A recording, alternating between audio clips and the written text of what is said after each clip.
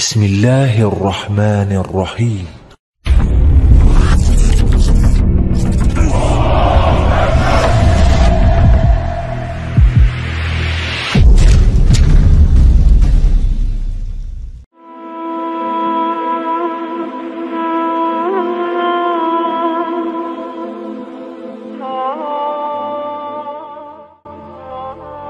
Bismillahirrahmanirrahim. Assalamualaikum warahmatullahi wabarakatuh. Innal hamdalillah nahmaduhu wa nasta'inuhu wa nastaghfiruh wa na'udzu billahi min syururi anfusina wa min sayyiati a'malina may yahdihillahu fala mudhillalah wa may yudlilhu fala hadiyalah. Asyhadu an la ilaha illallah wa asyhadu anna Muhammadan abduhu wa rasuluh la nabiyya ba'da amma ba'du. Rabbi israh li sadri wa yassir li amri wahlul 'uqdatam min lisani yafqahu qawli. Sahabat-sahabat Kafah Channel dimanapun Anda berada, semoga kita semua senantiasa selalu disehatkan, dirahmati, dan diberikan petunjuk oleh Allah Subhanahu wa Ta'ala untuk selalu berbuat baik dalam aktivitas kehidupan kita. Pada kesempatan kali ini saya akan melanjutkan pembahasan dari dinasti Mughal, yaitu tentang sejarah singkat dari Sultan Zahiruddin Muhammad Babur. Baik, kita langsung menuju ke pembahasannya, yaitu Babur bernama lengkap adalah Zahiruddin Muhammad Babur. Lahir di kota Fargana, sebuah kota kecil yang terletak di sebuah negeri yang dibatasi dengan sungai Amudarya dan Syirdarya. Secara genealogis, Babur merupakan cucu dari Timur Leng dari pihak ayah dan keturunan Genghis Khan dari pihak ibunya. Ibunya bernama Kutluk Nigar Hanum, sedangkan ayahnya bernama Umar Mirza. Dia adalah sang penguasa kota Fargana. Sejak kecil Babur dididik dengan sangat baik. Ia pandai menulis, ia bisa menunggang kuda, pandai memburu, dan seorang pendekar yang baik. Bahkan sebelum ia dipanggil untuk mengisi tempat ayahnya, ia telah memberikan bukti bahwa ia memiliki kualitas sebagai pemimpin seorang laki-laki. Ia terpilih untuk memerintah ibu kota selama ketidakhadiran ayahnya di Ahsi, ketika ayahnya yaitu Umar Mirza meninggal dunia pada hari Senin tanggal 8 Juni tahun 1494. Zahiruddin Muhammad Babur mewarisi daerah Fargana. Saat itu Babur masih berusia 11 tahun. Ia berupaya untuk mengatur sumber daya alam yang ada di sana. Zahiruddin Muhammad Babur bercita-cita menguasai Samarkand, yang merupakan kota terpenting di Asia Tengah pada saat itu. Babur bergerak menuju Samarkand dan dia menyerahkan segala urusan di kota Fargana kepada Auzun Hasan dan Ali Dostanghai. Sementara itu, Sultan Samarkand, Baisanghar, menyadari bahwa saudaranya yaitu Sultan Ali telah memperbarui serangan untuk melawannya. Dengan bergabung dengan Sultan Ali, Zahiruddin Muhammad Babur bergerak maju menuju kota Samarkand. Kemudian Babur mengepung Samarkand selama 7 bulan. Pada saat itulah Sultan Baisanghar beserta 300 pengikutnya menderita kelaparan dan melarikan diri ke Kudus, yaitu untuk mencari perlindungan kepada Khosrowshaah. Zahiruddin Muhammad Babur menduduki Samarkand tidak begitu lama, karena di kota Fargana yang merupakan ibu kotanya mengalami sedikit permasalahan. Sultan Ahmad Tambal menuntut bahwa Andijan dan Ahsi harus diserahkan kepada Jahangir, yaitu saudara dari Zahiruddin Muhammad Babur. Sultan Ahmad Tambal ingin menggunakan pangeran muda tersebut, yaitu Jahangir, untuk kepentingannya sendiri. Selain itu, Sultan Ahmad Tambal juga menuntut Andijan dan Ahsi harus diserahkan kepada Mahmud dan juga Elderhan. Kemudian ketika usulannya ditolak oleh Zahiruddin Muhammad Babur, Sultan Ahmad Tambal mengebom benteng Anjidan. Lalu Zahiruddin Muhammad Babur meninggalkan kota Samarkand menuju benteng Anjidan. Namun Sultan Ahmad Tambal menyatakan mundur dari peperangan. Kemudian Sultan Ahmad Tambal melarikan diri ke kota Ausgin. Setelah mampu meredakan masalah yang ada di kota Fargana, Zahiruddin Muhammad Babur kembali ke kota Samarkand. Namun sayang, di kota Samarkand juga sedang terjadi pemberontakan. Kemudian berkat bantuan dari Ismail I, raja dari dinasti Safawi, Zahiruddin Muhammad Babur dapat menaklukkan kota Samarkand pada tahun 1494 Masehi.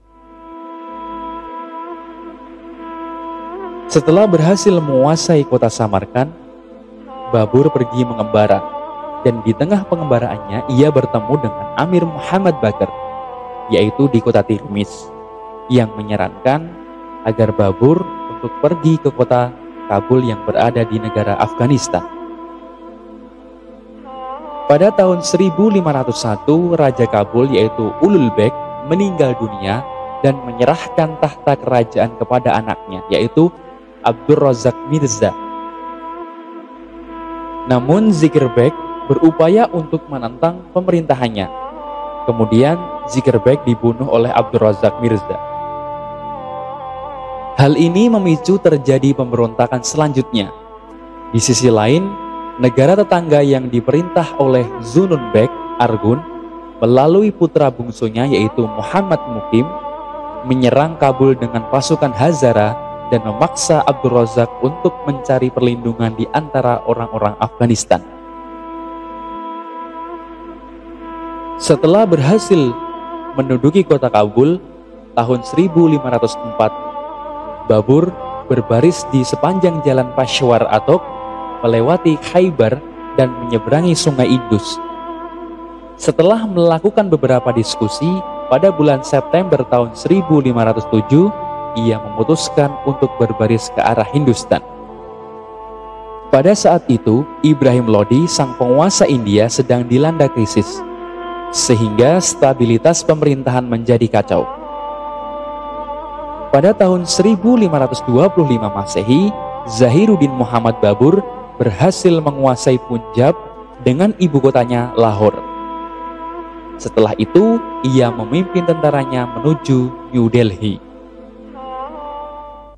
Pada tanggal 21 April tahun 1526 Masehi, terjadilah pertempuran yang dahsyat di Panipat antara pasukan Zahiruddin Muhammad Babur dan pasukan Ibrahim Lodi. Ibrahim Lodi beserta ribuan tentaranya terbunuh dalam pertempuran itu. Zahiruddin Muhammad Babur memasuki kota Delhi sebagai pemenang dan menegakkan pemerintahannya di sana. Dengan demikian, berdirilah kerajaan Mughal di negeri India. Garis silsilah Zahiruddin Muhammad Babur berasal dari sebuah ranting kecil dari pohon besar yang muncul di Asia Tengah dan dinisbatkan kepada Raja Timur, yaitu Timur Leng. Sebagai seorang anak laki-laki, dia sadar tentang kemunduran kerajaan Timur di Asia Tengah yang kembali kacau ketika para panglima-panglima mereka saling berperang. Zahiruddin Muhammad Babur merupakan orang yang sangat berani dan juga ambisius.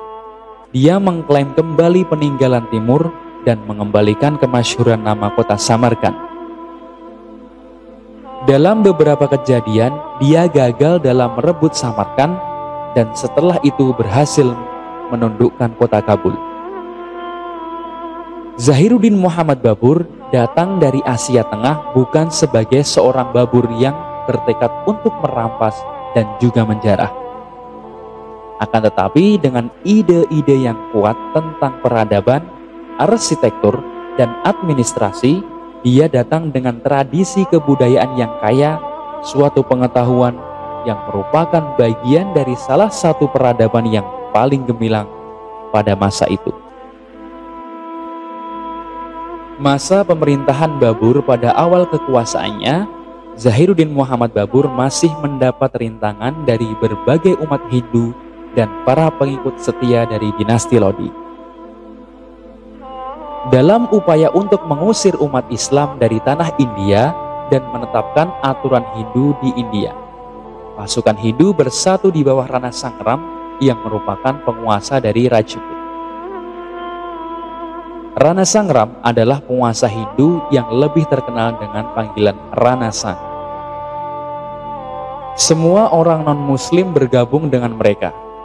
Rana Sanga berhasil merekrut 120 orang komandan pasukan dengan 80.000 orang serdadu berkuda dan 500 serdadu bergajah yang siaga untuk bertempur.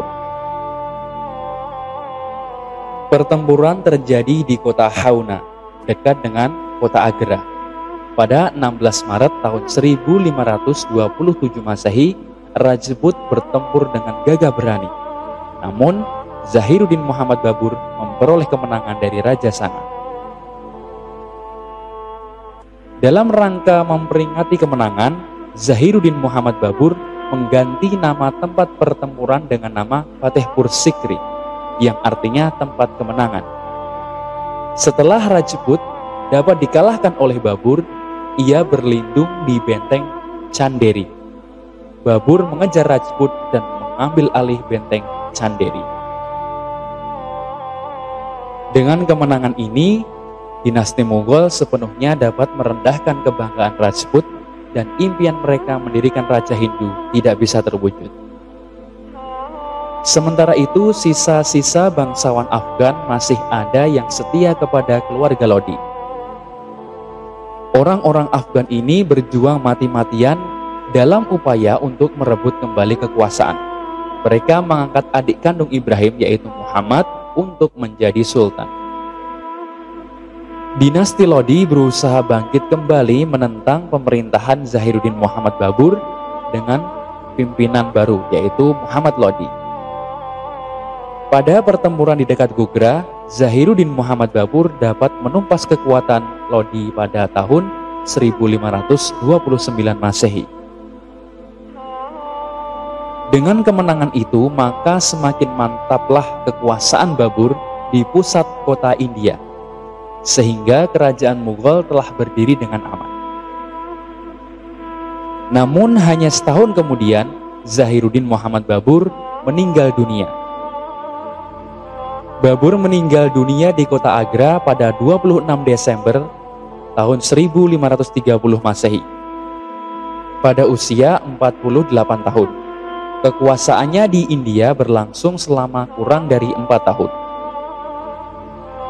Selama periode ini, ia harus berjuang 3 pertempuran utama, sesuai dengan namanya, yaitu Zahiruddin Muhammad Babur, yaitu seekor harimau di antara manusia, yang sangat gigih, memimpin kehidupan dengan luar biasa, penuh petualangan dan juga prestasi yang sangat luar biasa.